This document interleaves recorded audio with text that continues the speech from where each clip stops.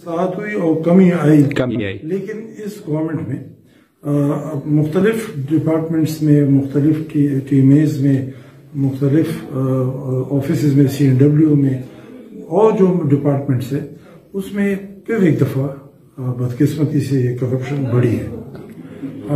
इमरान खान का विजन है, उनकी ख्वाहिश है, उनकी कोशिश है कि सूबे में, पाकिस्तान में करप्शन ख़त्म हो, लेकिन बदकिस्मती से पिछली गवर्नमेंट जो PTI की थी उसमें काफ़ी हद तक करप्शन नीचे आई थी।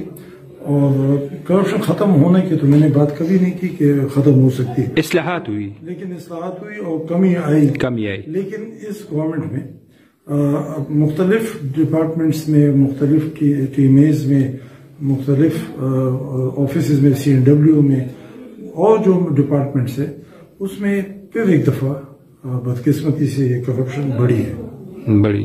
अच्छा, तो मैंने कोशिश की कि मैं गलत लोगों को साइड लाइन कर दूँ। ये मैंने रिटन सवाल भी किए, इनका मेरे पास अभी तक मिनट्स पर पड़े हुए हैं। मैंने इनकी निशानदेही की जब मैं मिनिस्टर था, आज से कोई 2 महीने पहले, कि इन लोगों को साइड लाइन किया जाए, लेकिन उन ही लोगों को वापस लगा दिया गया। अब करप्शन मैंने आपसे पहले भी कहा कि बड़ी है, ये हमारी बदकिस्मती है कि हमने उसे कंट्रोल नहीं कर सके।